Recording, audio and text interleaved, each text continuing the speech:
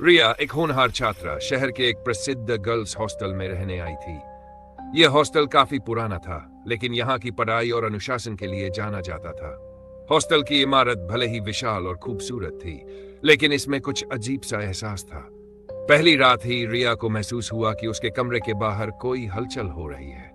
हल्की हल्की सरसराहट और किसी के चलने की आवाजें आती, लेकिन जब वह दरवाजा खोलकर देखती तो वहां कोई नहीं होता।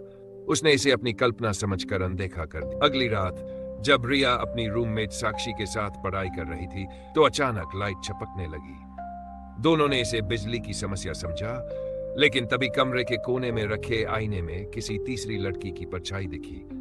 जैसे ही उन्होंने पलटकर देखा, वहां कोई नहीं था। साक्षी पहले से इस हॉस्टल में रह रही थी, लेकिन वह इस बारे में बात करने से कतराती थी।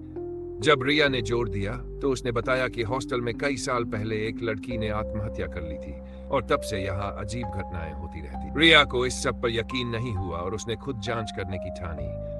अगले दिन वह हॉस्टल की सबसे पुरानी वार्डन मिसेज वर्मा से मिली। उन्होंने बताया कि तीसरी मंजिल का एक कमरा कई सालों से बंद है, क्योंकि वहां आत्महत्या करने वाली लड़की की आत्मा भटकती है। रिया और साक्षी ने उस रात उस कमरे के पास जाने की योजना बनाई। आधी रात को जब दोनों वहां पहुंची, तो दरवाजे के नीचे से हल्की नीली रोशनी झांक रही थी। जैसे ही उन्होंने दरवाजा छूने की कोशिश की, वह अपने आप चरमराते हुए खुल गया। हो, असली भूत या कोई खेल? कमरे के अंदर धूल और जाले थे, लेकिन अचानक हवा में हलचल हुई और दरवाजे के पीछे से सफेद कपड़ों में लिपटी एक लड़की की झलक दिखी। वह बुदबुदा रही थी, मुझे यहां से जाने दो, मैं अब और नहीं रह सकती। रिया और साक्षी डर से कांप उठी, लेकिन तभी रिया की नजर कमरे के कोने में एक पुराने अखबार पर गई। उसमें लिखा था, छात्रा ने हॉस्टल की तीसरी मंजिल से कूदकर जान दी, लेकिन उसके लापता होने की खबर अब तक रहस्य बनी हुई है। भूत का भेद खुला। रिया को शक हुआ कि कुछ तो छिपाया जा रहा है। उन्होंने पुराने स्टाफ से पूछताछ की, तो पता चला कि वह लड़की असल में हॉस्टल के कुछ लोगों के जुल्म का शिकार हुई थी और उसकी मौत आत्महत्या नहीं बल्कि हत्या थी। रिया और साक्षी ने पुलिस को सूचना दी और जब तहकीकात हुई तो हॉस्टल के पुराने रिकॉर्ड से सच्चाई सामने आई।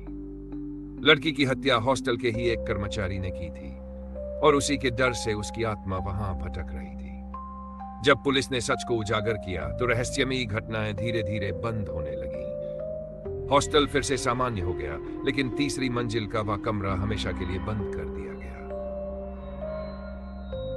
सब कुछ सामान्य लगने लगा था।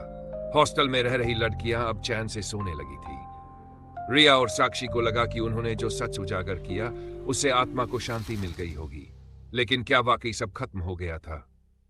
एक रात जब रिया अपने कमरे में अकेली थी, तभी दरवाजे पर हल्की हल्की दस्तक हुई। उसने सोचा कि साक्षी होगी, लेकिन जब दरवाजा खोला तो सामने कोई नहीं था। उसे लगा कि शायद कोई मजाक कर रहा होगा, लेकिन जब वह पलटी तो उसे आईने में फिर वही सफेद साया दिखा। इस बार वह स्पष्ट दिख रहा था, लंबे बालों वाली एक लड़की जिसकी आंखें कोयले जैसी काली और डरावनी थी। तुमने मेरी सच्चाई उजागर कर दी, लेकिन मैं अब भी मुक्त नहीं हूं, वह रहस्यमयी आवाज में बोली। रिया का खून जम गया। उसके पैरों में मानो जान ही न रही हो। अचानक कमरे की खिड़कियां जोर से हिलने लगीं और बिस्तर खुद ब खुद दीवार से टकरा गया। रिया ने साक्षी को सब कुछ बताया, लेकिन वह इस बार ज्यादा डरी नहीं बल्कि परेशान दिखी। उसने धीरे से कहा, रिया, मुझे कुछ दिन से अजीब सपने आ रहे हैं, जैसे कोई मुझे बुला रहा हो, और मैं कभी कभी खुद को तीसरी मंजिल के बंद कमरे के बाहर खड़ा पाती हूं, लेकिन याद नहीं रहता कि मैं वहां कैसे पहुंची। रिया को समझ नहीं आया कि क्या हो रहा है, लेकिन अगले दिन साक्षी गायब हो गई। किसी को पता नहीं था कि वह कहां गई। उसका फोन, बैग, सब कुछ कमरे में था, लेकिन वह खुद नहीं थी। हॉस्टल की वार्डन ने पुलिस को बुलाया, लेकिन कोई सुराग नहीं मिला। तभी तीसरी मंजिल से हल्की चीखने की आवाज आई। जब सब वहां पहुंचे तो बंद पड़ा कमरा थोड़ा सा खुला हुआ था। रिया को समझ में आ चुका था कि यह आत्मा अब भी किसी को अपने चंगुल में ले रही थी। उसने हिम्मत जुटाकर कमरे के अंदर जाने का फैसला किया। अंदर घना अंधेरा था, लेकिन कमरे के कोने में एक पुरानी लकड़ी की अलमारी थी, जिसके अंदर से किसी के खुरचने की आवाज आ रही थी।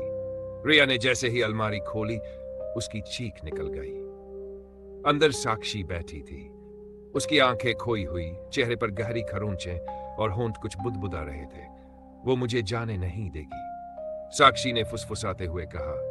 रिया उसे बाहर खींच लाई, लेकिन तभी कमरे की दीवारों पर खून से कुछ लिखा हुआ चमकने लगा। एक आत्मा के बदले दूसरी आत्मा। मैं अब मुक्त हूं। कमरा अचानक हिलने लगा और एक जोरदार चीख के साथ खिड़की का शीशा टूट गया। साक्षी अचानक होश में आई, लेकिन कमरे के अंदर का माहौल पूरी तरह बदल चुका था। उस रात के बाद से हॉस्टल में कोई अनहोनी नहीं हुई। तीसरी मंजिल को हमेशा के लिए बंद कर दिया गया, लेकिन रिया को अब भी रात के सन्नाटे में कानों में फुसफुसाहट सुनाई देती थी। तुमने मुझे बचा लिया, लेकिन क्या सच में मैं चली गई हूं?